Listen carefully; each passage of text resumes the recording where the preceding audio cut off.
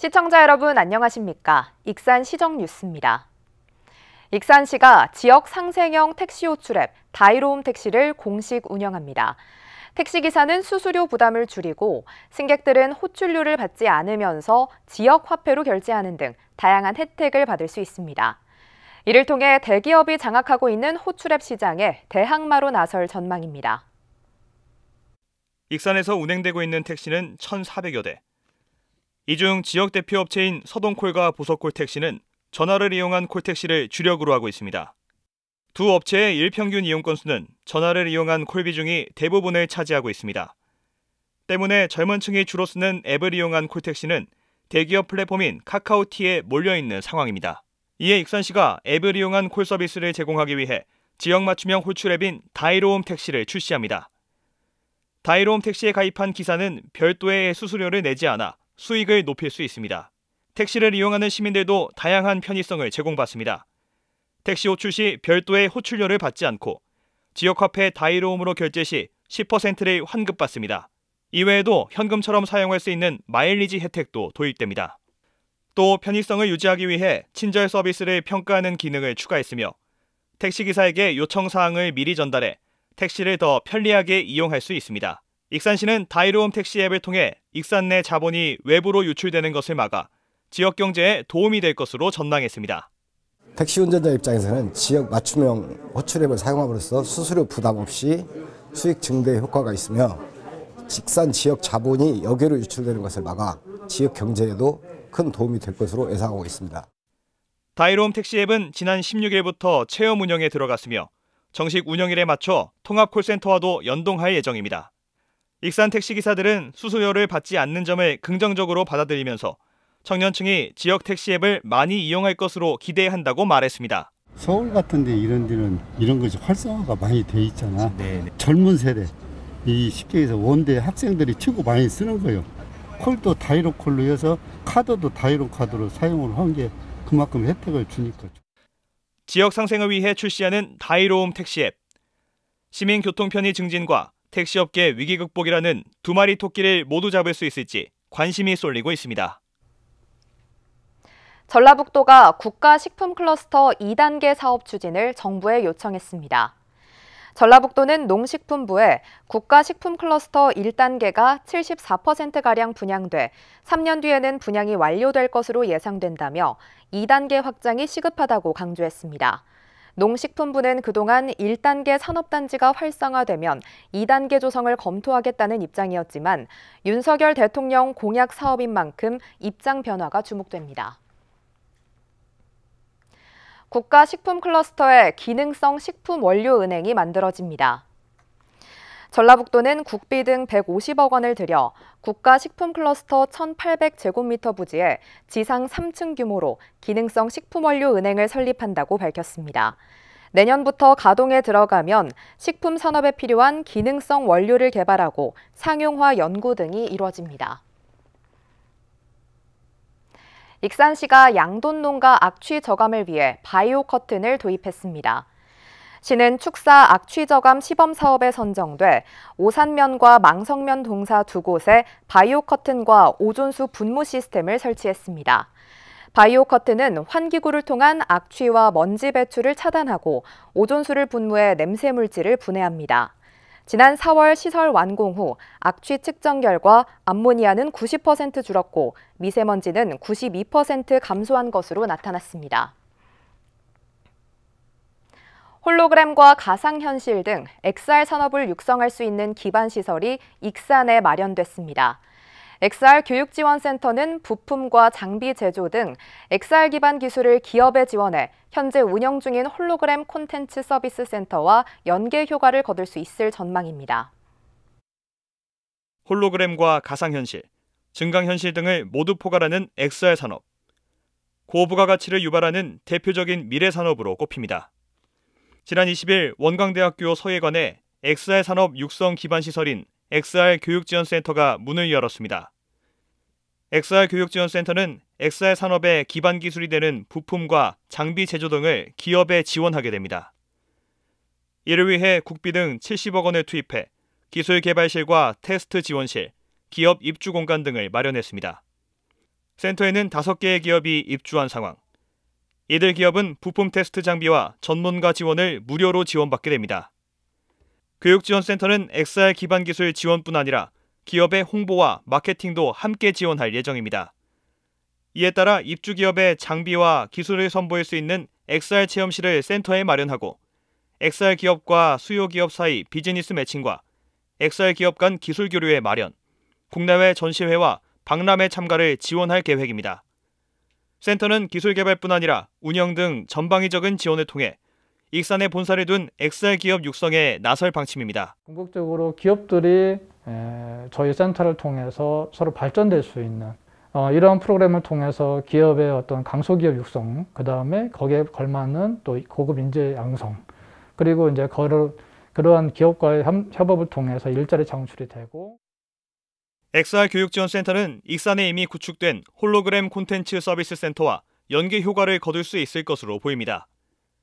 소재와 부품 등 XR 콘텐츠 제작에 필요한 기반 산업을 지원하는 XR 교육지원센터와 달리 홀로그램 콘텐츠 서비스 센터는 완제품 기술 지원과 사업화, 상용화를 주로 지원하는 상황.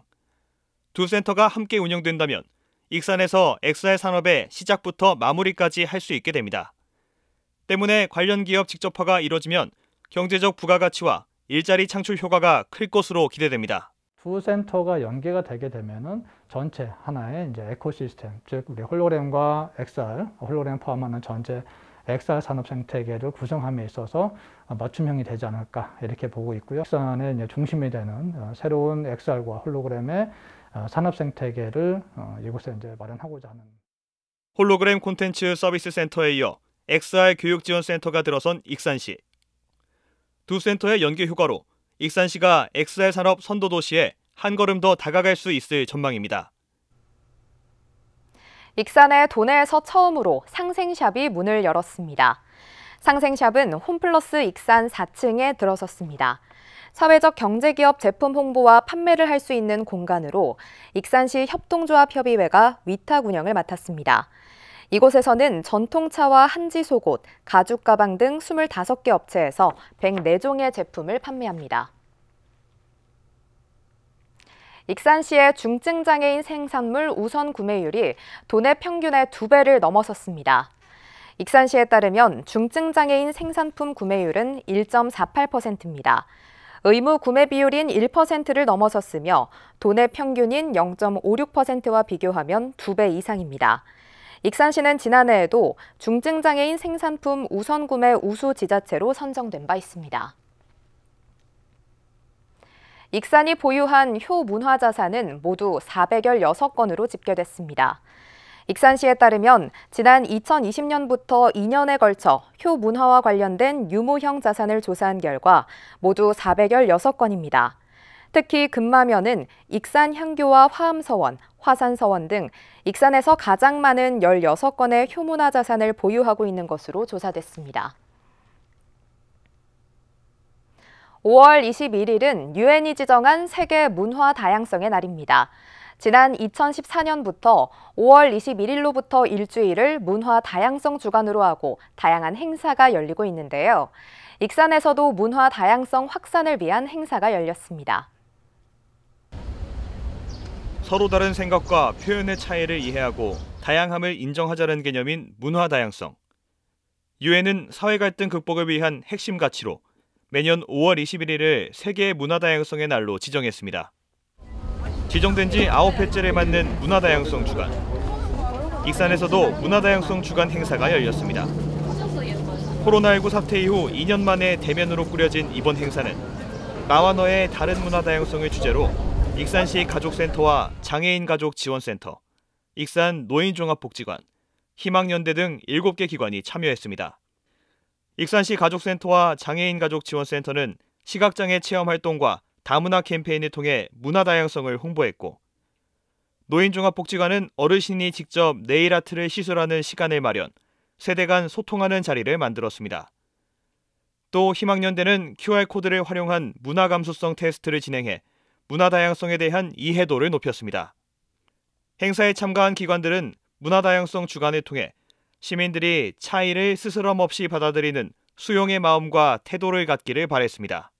다문화 비다문화 개념이 아니라 그냥 함께 더불어서 살아가는 익산 시민, 대한민국 국민 이렇게 생각을 해주셨으면 좋겠고요.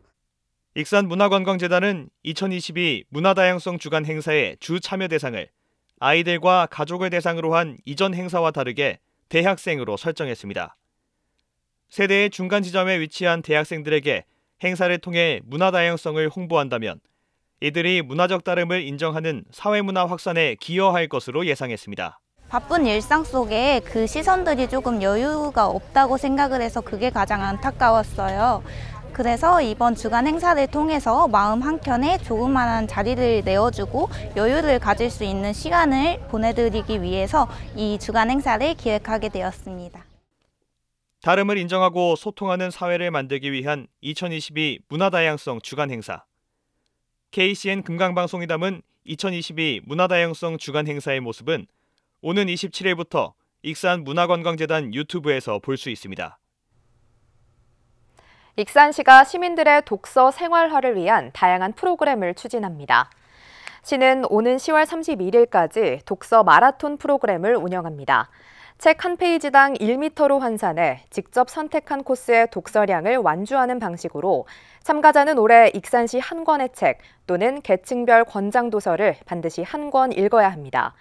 또 독서 릴레이에는 가족, 친구 등 4인 이상의 독서 그룹을 만들어 릴레이로 책을 읽는 프로그램입니다. 익산시는 지난 2012년부터 독서 진흥을 위해 이 사업을 진행해 왔습니다.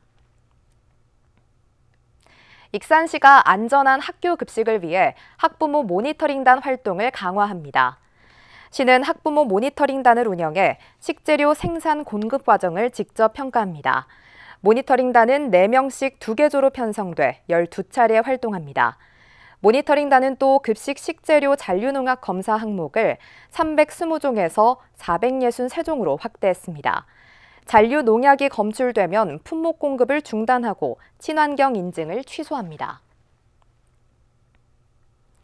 익산시가 민선 7기 지방자치 공약 대상에 선정됐습니다.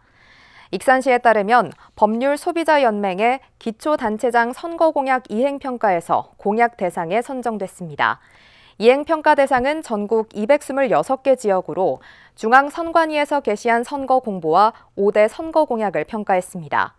앞서 익산시는 한국 매니페스토 실천본부 평가에서 최고 등급을 받은 바 있습니다. 다음은 읍면동 소식입니다.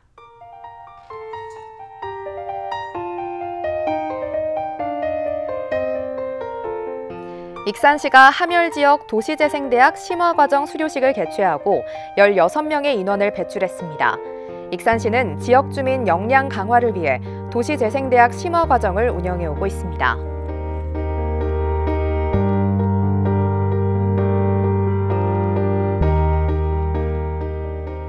이리 신용협동조합이 소년소녀 가장과 독거 노인들을 위한 100만 원 상당의 사랑의 어부바 박스 50개를 기탁했습니다.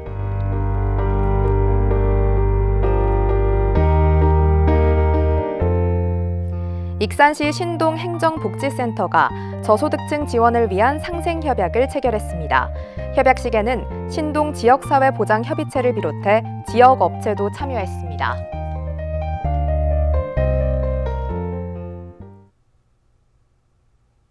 이것으로 익산 시정 뉴스를 마칩니다. 시청해주신 여러분 고맙습니다.